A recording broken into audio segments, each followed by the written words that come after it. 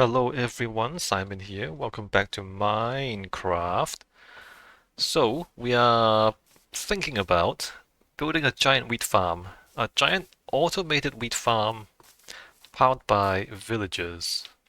Um, because it's gonna be villagers, we need a defensive wall to make sure hostile mobs don't get in and make sure that the farmers don't get out. So I drew a white circle, 125, 128 block radius around this. I think I want to move everything maybe 30 blocks that way. Probably less than 30 blocks. But I want to move off the mountain, I think. Put the center down there so we can push a lot of that, maybe 30 blocks that way.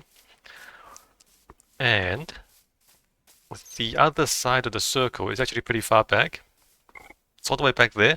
If we push that 30 blocks this way, it's still, not to this point. So we're gonna move it that way. And I guess we should start with the war. Oh, during the week I made a behavior pack.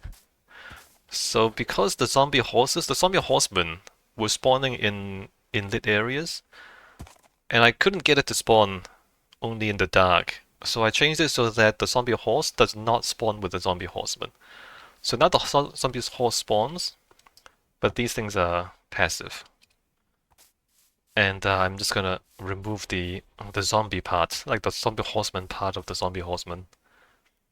Alright, so we solved that problem until Mojang decides to fix it. Right, so we no longer have the hostile mobs problem. And also during the week, I tested a boundary wall that looks kind of like a levee, a flood levee or a flood dike. So this works. Stair, stair, wall, upside down stairs. Spiders mostly can't get up this. So spiders, when they jump, they do require a certain angle, and so they can't just like stand there and jump straight up. Spiders can't do that. They jump forward and up, and so this is surprisingly enough to keep the spiders off. If this was on flat ground and you only have like one block and then an upside down stair, the spider would just jump from the flat ground up to there, right? But here, because it's sloping down, and because they don't do standing jumps, they do forward jumps, they can't get up. On the diagonal, there's a very, very slight chance that they can get up here if they jump like that. But the probability of that happening is very small. Small enough that I think it's not going to be a problem. So this is the design of the wall beside the rivers. So we're going to pretend it's going to be like a flood dike. Flood protection. But it's actually a boundary wall. Defending against hostile mobs. Let me just grab these. So that... let me just look at this again. So I need stairs, right? Right, just stairs and slabs. So on the diagonal it's going to be slabs. And then on the shape it's going to be stairs.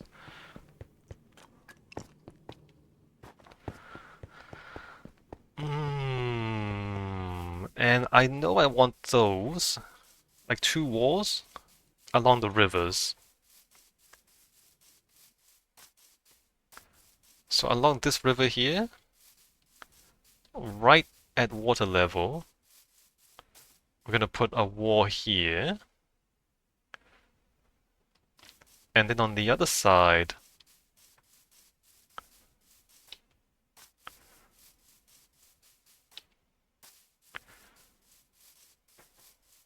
this is a huge build. We're going to spend a long time on this. On the other side,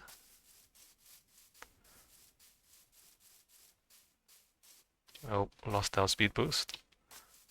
We're going to put a wall maybe like from there all the way to there, around the edge of the river, right? I also marked where the beacons would be. If I want to expand the range of the beacons, that one's going to be in the middle of the river. It's a little bit awkward there, but not our problem right now. Alright, I guess we start building. I guess I start laying down where the stuff is. The question is the other four sides. So there's like river, river, and then there's land and land. I don't know if I want to like excavate and put the flood dikes on the other two sides as well, or just put a normal wall over land on the other two edges. Seems a bit excessive to like dig a giant channel and turn this place into an island. Probably not that, but I'm gonna have to think about a wall. How to do this wall, right? Got dirt blocks and these. So we're gonna need stairs and slabs. How many stair blocks do you think we're gonna need? A lot. Let me do this for now. We'll come back for more if we need it. And we also need to think about how this stuff joins up. So 30 blocks. Let's say we move the circle 30 blocks. The circle is pretty far back here.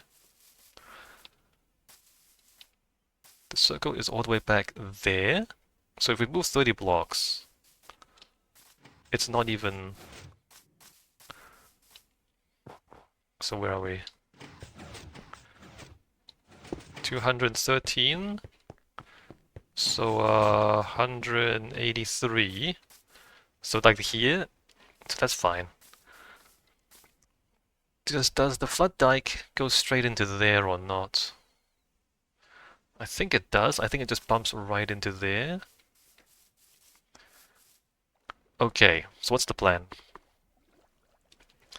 I think like one block of land by the water, and then the flood dike begins. And here, I don't know what happens here, but let's just start here, right? And we're doing straights and diagonals, and no fancy angles beside that. Which means, let's say we leave a block there.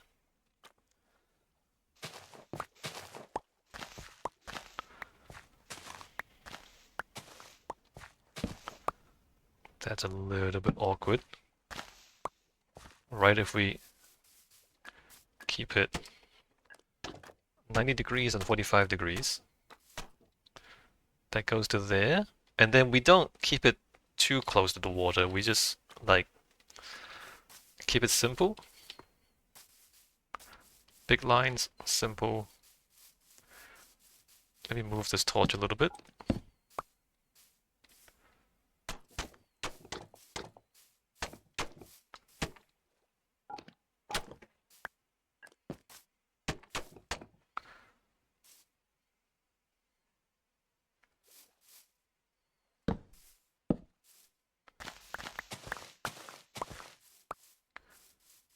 I mean, there is an argument that we push this forward by a block. Not sure about that. Oh, the internal angles. I don't know how the internal angles work. I only figured out the external. I only figured out the concave, not the convex. We'll have to figure that out later. So here, that one to there. This is going to be the outlet. So there's going to be irrigation, and I think we have the irrigation outlet here into the river. Just make use of the natural terrain, if it makes sense to do so. Again, things we have to think about.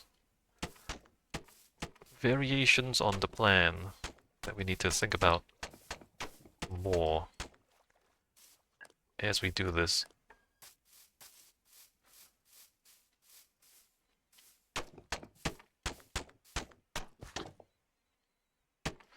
Right, so there's probably going to be we'll figure it out. Like a bridge across, and then iron bars to stop the hostile mobs coming in, and then the water flows through the iron bars. I also haven't figured out the other side of the dike, by the way. I think the plan is to have the dike, slope, and then the road on top. Hey, Hava. Slope, road on top, and then slope on the other side. So the road is going to be 5 blocks wide at least. Maybe a wall to stop the villagers from getting out on one side of the road. And then, or maybe the wall is on the other side, underneath the other slope. I don't know. I don't know how any of this works. I haven't thought about it. Alright, so continuing to there.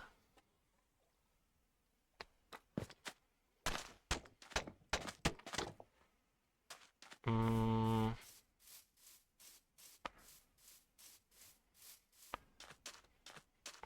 so here, right.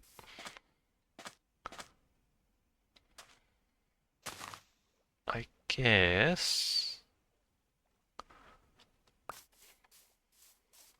we move this 30 blocks that way.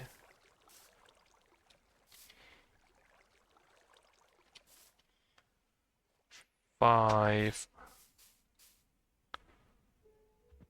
Mm, 1, 2, 3, 4, 5.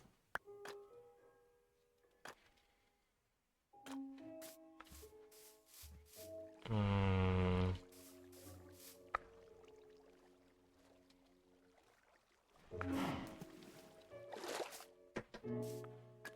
and then how does that go? Gotta keep this straightforward, right?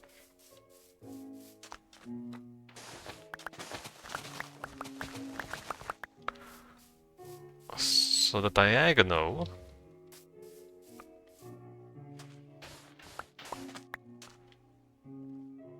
would be there, and then where this intersects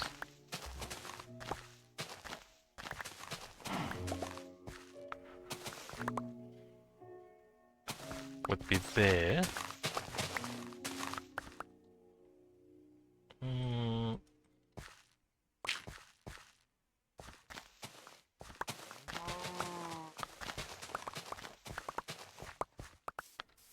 right. Big simple shapes. Nothing too intricate.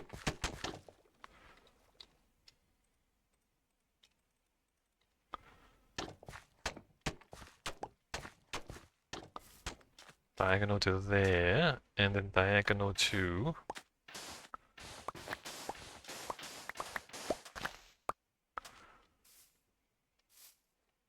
I'm tempted to put a block here. Extend this out.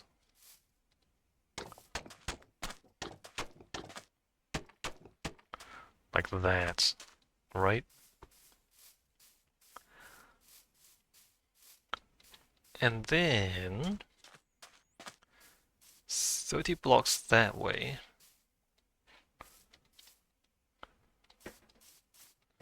So let's say here 1, 2, 3, 4, 5, 6, 7, 8, 9, 10, 11, 12, 13, 14, 15, 16, 17, 18, 19, 20, 1, 2, 3, 4, 5, 6, 7, 8, 9, 10. Maximum there.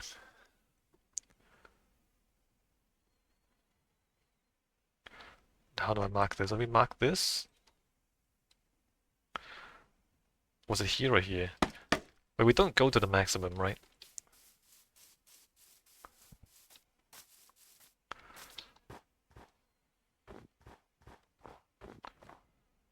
$45. Maybe I shouldn't go to the maximum.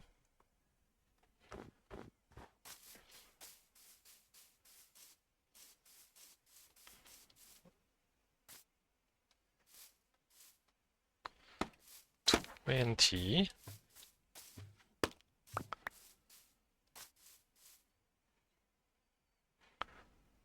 The thing is, So the dike is four blocks tall.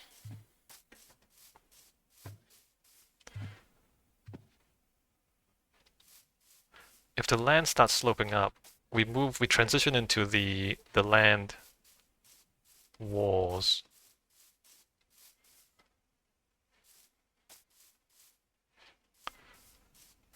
I don't know what happens here.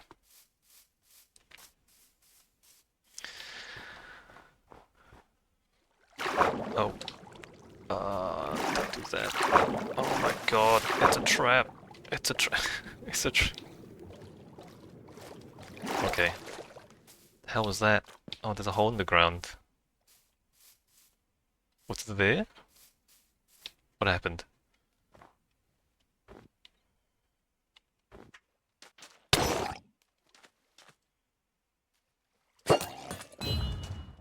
Oh, copper. Nice. So this, let's just say it ends about there. I guess the dike really would continue that way until it merges into the terrain, right? I'm not sure how that's gonna end.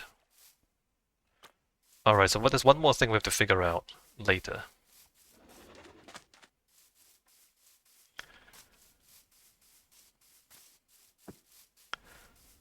Um,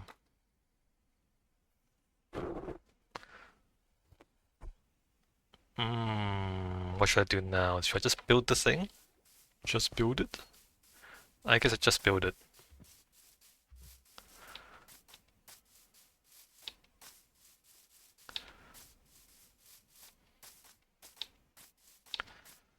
I'm gonna need dirt for filling.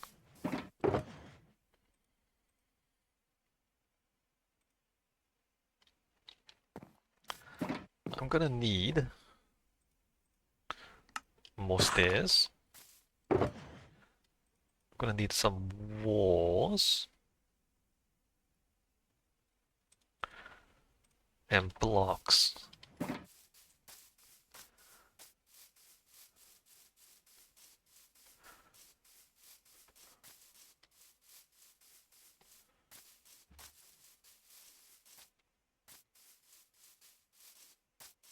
Okay. What is the plan? Two of those. That's gonna have to be mud brick if we don't want to see the dirt. Mud brick there. And then upside down wall, upside down stairs, I mean.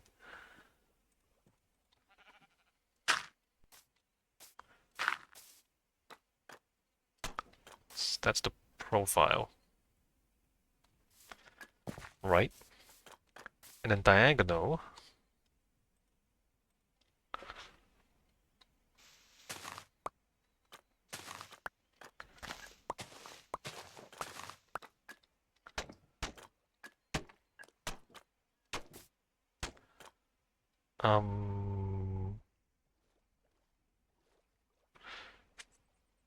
Did that go into there? Let me check the template.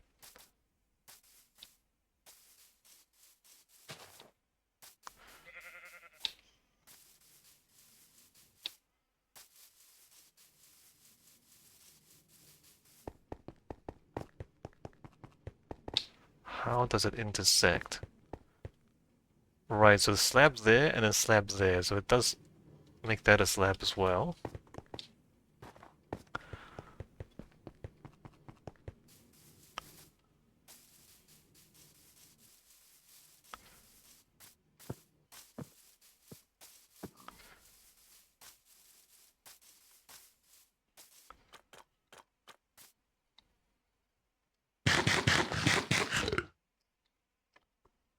Slab.